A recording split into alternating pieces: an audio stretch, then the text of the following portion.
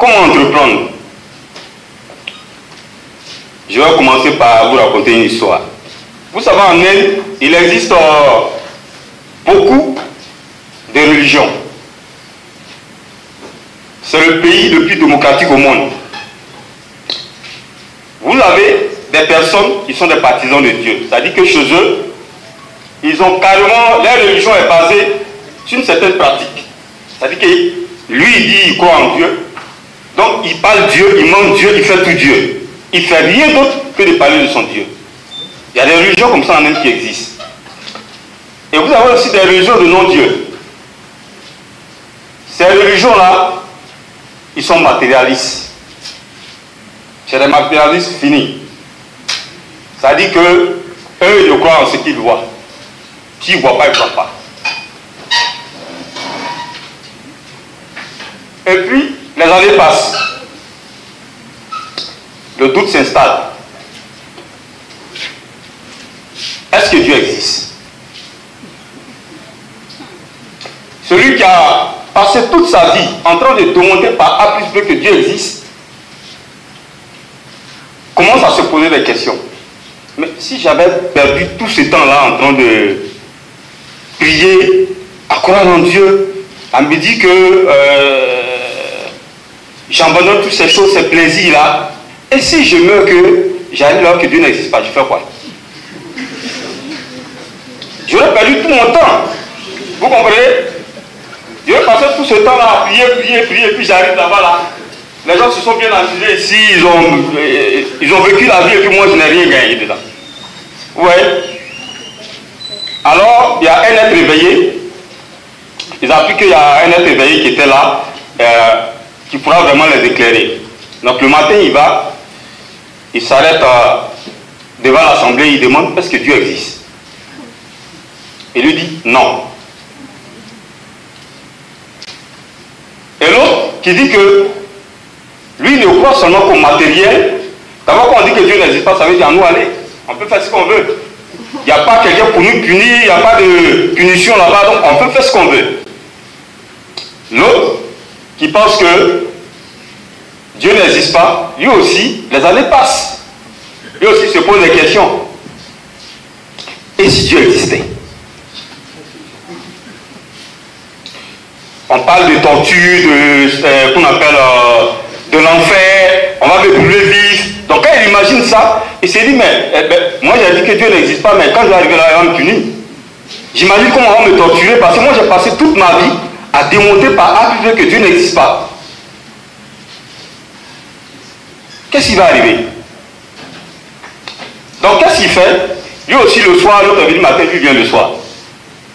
Il arrive là, devant l'assemblée, et il demande, est-ce que Dieu existe? Il répond, oui. Vous voyez un peu? Le matin, il a dit, Dieu existe. Le soir, il dit, pas de Dieu. Donc, du coup, ouais, c'est la confusion dans la tête des assemblées. Ce qui m'intéresse, c'est ce que lui-même dit. C'est un sage indien, on l'appelle Shamuji. Bon, je ne maîtrise pas bien son nom. Shamuji. Et il est sur Facebook, il a beaucoup d'histoires comme ça. Si vous allez dessus, vous allez voir. Donc, le matin, il dit, Dieu existe, le soir, il dit pas de Dieu. Ce qui m'a plu, c'est la conclusion.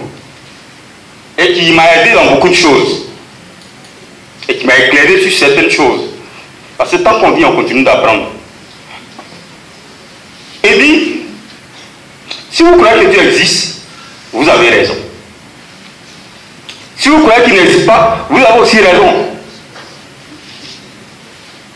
Parce qu'on n'est jamais allé là-bas pour venir pour dire qu'on l'a vu ou on ne l'a pas vu. C'est vrai ou faux? Voilà. Donc, matin, Dieu existe, le soir, pas de Dieu. Si vous croyez que Dieu existe, ou vous croyez qu'il n'existe pas, vous avez raison. Si le désir naît, la recherche naît. Si la recherche naît, la possibilité de savoir existe. Voilà la conclusion qui m'a plu.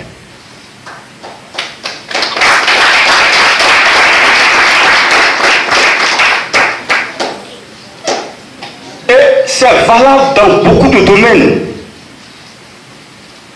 Alors, vous voulez être entrepreneur, il faut d'abord que vous ayez le désir. Il faut désirer être entrepreneur. Vous êtes venu ici parce que vous voulez être entrepreneur, non? Il n'y a pas de fonctionnaire ici. On peut être aussi fonctionnaire et entrepreneur, c'est possible. Mais vous voulez entreprendre. C'est ça l'essentiel. Donc si vous voulez entreprendre, vous allez dans un autre monde. Ça n'a rien à voir avec le fonctionnaire. Donc il faut d'abord que vous ayez le désir. Donc pour entreprendre, il faut désirer être entrepreneur.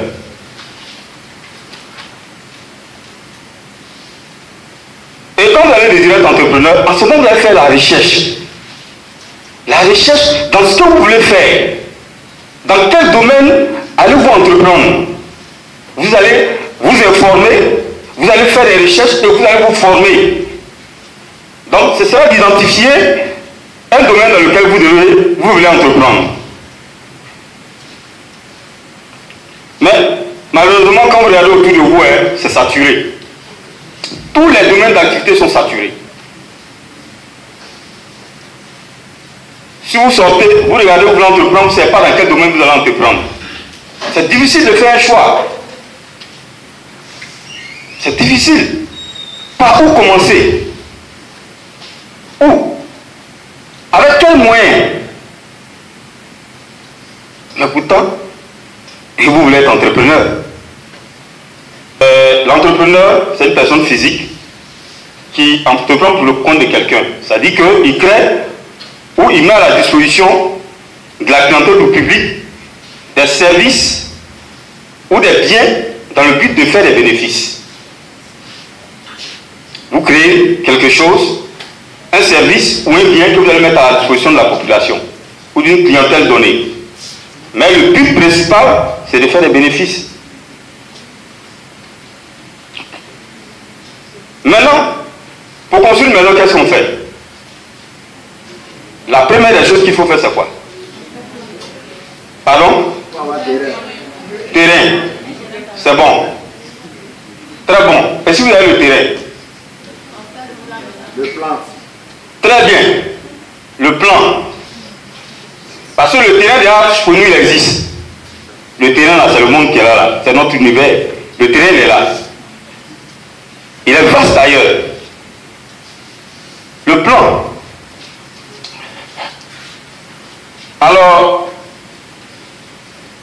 Martin Luther King disait que quand vous vivez, vous devez avoir un plan de votre vie. Vous voulez avoir un plan de votre vie. Le plan de votre vie, c'est quoi? Le plan de votre vie, en tant qu'entrepreneur, c'est ce qui va vous rendre heureux, donner d'être heureux. Si vous n'avez pas de plan, vous allez où? Dans quelle direction vous allez? Donc il faut avoir un plan. Il faut avoir un plan de votre vie. Et c'est ce qui va vous rendre heureux. Maintenant, ce plan-là, vous allez le mettre en application. Et en tant qu'entrepreneur, vous allez faire un plan aussi. Business plan, voilà, merci.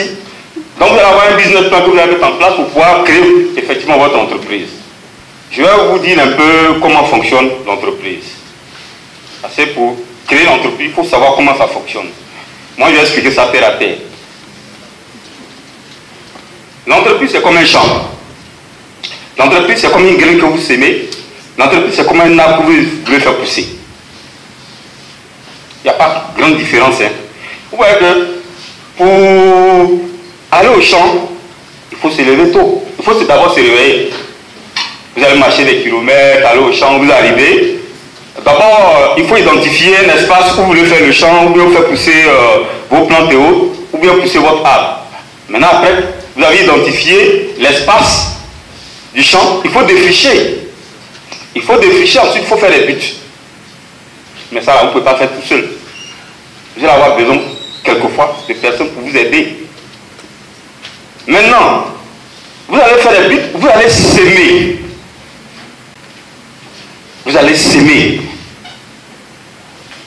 Le modérateur parlait tout à l'heure de la loi de la sémence. Il faut s'aimer. Vous allez s'aimer.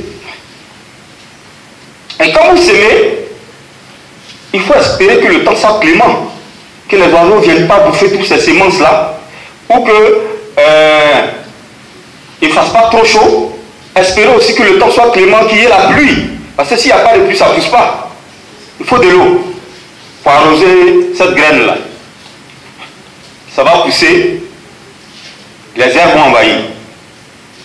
Il faut encore l'enlever, elle. Jusqu'à ce que la plante vraiment soit à maturité et que ça donne du fruit. Vous allez aller récolter. Il faut aussi des gens pour vous aider. Parce que si vous ne récoltez pas vite, les arbres vont s'en charger. Il y en a qui vont aller voler. Si vous faites champ de maïs que vous laissez c'est sec depuis longtemps, il y en a qui vont aller se servir à votre place. Vous voyez un peu? Donc il faut récolter à temps. Sinon d'autres personnes vont récolter à votre place.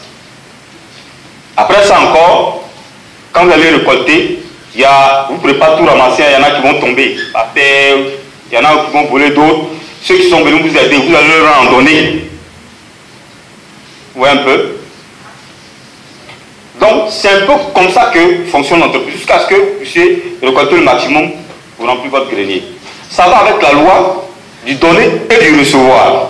La loi de la semence va avec la loi du donner et du recevoir. Ça veut dire que pour créer une entreprise, il faut que vous donnez de votre intelligence, de votre temps, de votre courage, de votre savoir-faire. Parce que si vous laissez ce que vous créez à l'abandon, quelqu'un d'autre va s'en charger à votre place. Ça veut dire quoi? Si vous remarquez, c'est la même chose. Ça veut dire que quand je vais aller créer une entreprise, je vais semer, c'est-à-dire la marchandise ou même le service que je vais créer, je vais mettre ça à la disposition des gens. Mais est-ce qu'on peut semer et puis commencer à récolter? On ne peut pas. Il faut un délai. Donc il faut patienter. C'est pourquoi, au champ là, vous semez, vous êtes obligé d'attendre. Ça, ce n'est pas un facteur qui dépend de vous. Ça, vous ne pouvez rien faire. Les Chinois disent qu'il faut s'asseoir 3 ans sur son caillou. C'est-à-dire que pour qu'une activité vraiment fonctionne normalement, il faut au moins 3 ans. Mais ça dépend, hein, chacun a ses atouts. Vous voyez un peu? Donc il faut encore attendre. Mais si vous avez investi tout votre argent dans une affaire, et puis vous vous levez le matin, vous avez donné vraiment tout ce que vous pouvez, votre économie, et puis vous arrivez là, vous attendez les clients ne viennent pas. C'est compliqué. C'est bon d'entreprendre, mais il faut pouvoir faire pérenniser l'activité. Vous venez à peine de commenter, vous avez déjà des difficultés. Mais comment tenir? Comment vous allez tenir? Donc, ça va demander beaucoup de courage. Vous allez attendre. Donc, il faut, en ce moment-là, vous former, vous informer. Qu'est-ce que vous avez de plus que les autres pour qu'ils n'aillent pas chez les autres, mais qu'ils viennent chez vous, qui vous êtes nouveau dans le domaine. Vous êtes nouveau dans le domaine, cela a longtemps. Peut-être même qu'ils ne s'en sortent pas, mais vous êtes nouveau là, et puis vous devez pouvoir vous en sortir et vous faire une place, une clientèle. Donc vous devez sortir de votre zone de confort. Vous devez sortir de votre zone de confort.